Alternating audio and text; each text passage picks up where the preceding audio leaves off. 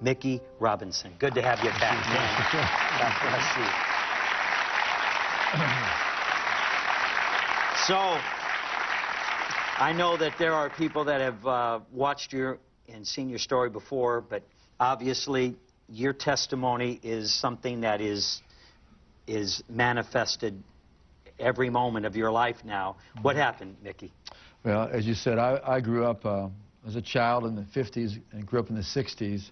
And as a teenager and then a young man, you know, I was exercising my earthly talents, my looks, my athletic stuff and all that. And I grew up in what the talk show host would call a dysfunctional family, although I didn't really know it, you know, because people didn't talk about that kind of stuff. But my dad was an alcoholic and said he was an atheist. My mother was this little Roman Catholic Sicilian woman who just wanted us kids to look good, go to Catholic school, and, you know, look good. And we lived in a nice, typical suburb like Happy Days. And after that, I got this job without going to university in a stock brokerage firm. And so I had the image. I was going for the image that, you know, the American dream says if you're good looking, you got 2.3 kids, you got the right thing, and you get all this stuff, and you got all these things, everybody's going to love you.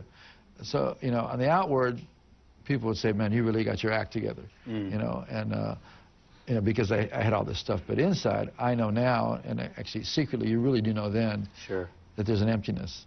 And you're trying to fill it with temporary things from this life. Yeah. And you just create a greater appetite. And so it wasn't, you know, the exciting job and the future wife, the girl I'd gone with in high school, and all the friends, all the excitement, and snow skiing and gymnastics and championship football team. But I started skydiving, and that really became my addiction. Wow. I mean, they talk about bailout a lot on TV. Well, it means something totally different to me. Airplanes are fun to fly in, but they're a lot more fun to jump out of. Wow. And some people think that doesn't make sense, but I really found out I was really skilled at it, and it really is cool to jump out of an airplane. But what happened was on August 15th, it's 40 years ago, in 1968, my life was changed, and it would never be the same. Shortly after takeoff, 5 skydivers, 3 of us professional, 2 students, we were planning a very high altitude jump, and so I was bored with flying, actually even annoyed with it. It took so long to get to jump altitude, where that's where I really wanted to be, is that place of when you leave the plane and you go into free fall, which is a good name for it. It's like temporarily falling into freedom and then waiting to do it again. All of earthly stimulants, earthly sensuality, earthly pleasure is temporal. All of Earth is temporal. I don't care if it's 20 years or 120 years, it's temporary. Everything in the created universe is finite and temporary. But when you're living for the moment, that's all you're living for. And if you don't know any better, you see, you're in darkness and you're trying to fill yourself with something. And suddenly, after the airplane took off and we're going full speed, we lost the engine. The plane came down. We impacted a tree, and it was a horrible impact. And I was thrown forward, smashed my head in the front of the aircraft, going 100 miles an hour, and the airplane was severely damaged, and I was trapped inside along with the pilot. As the last skydiver was leaving, there was 3 of us were professionals. Like I said, 2 were students. My partner, who was a famous skydiver, was leaving the plane, and just as he was going out, the plane exploded. And he heard screaming and realized that I was trapped inside, as well as the pilot. And this brave man, I don't know where you get the courage, having escaped the burning airplane, to go back inside one. Went inside and saw me with my legs sticking out a hole that was torn in the side of the fuselage where the wing was attached, where it impacted the tree. And with my hand, I was trying to pull myself to freedom. But I was soaked with airplane gasoline and burning on fire from head to toe, like would be portrayed in like a war movie like Private Ryan, and burning alive.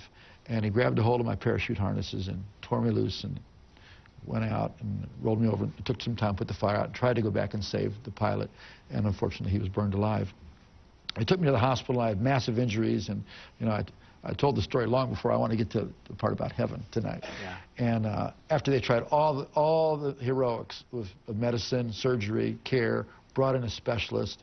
After they tried everything they knew how to do, they brought in a specialist in the field from one of the greatest hospitals in our country, and he examined me, and he said, there's simply nothing that can be done, and they just were going to give up and just let me die. I had 7 fatal complications, all wrapped up into one. I don't care how healthy you are, any one of those complications would kill the healthiest person You in the had world. 7. And I had all of them together. And I was Mercy. bleeding 10 pints of blood a day. I had infection all over my body. I was blind in my right eye. Both legs had nerve damage and were paralyzed. I was literally, there was more death in me than there was life. And the pain, there's no drug that can take away this pain. Jesus. And at a point when there was absolutely no hope, a person who was living for himself, who gave no thought of tomorrow. My next thought was, when was I going to get in the plane next and jump out? Yeah. I was living for that moment. All of a sudden, my spirit sat up out of my body that had this burning fever. They were waiting for me to die that day. And I was ejected. It's like I sat up, it was perpendicular in the bed, and I entered into a spiritual realm. And I want to make a distinction. I had several other experiences, because I was so close to death, of my spirit leaving my body, but it was on the earth. Now I was in a spiritual realm, and instantly I knew this is real. Wow. And the first impacting thing that I got was the reality of eternity, a revelation of eternity, knowing eternity. As long as we're in this finite state, we can imagine we know about eternity, but we know the clock is ticking. We know we sleep, we get up, and all those things. But to understand, because your spirit is related directly to eternity, it's timeless. Right. And to know that is like mind-blowing. And the colors, everything about this world I was experiencing is more real than where you and I are sitting right now.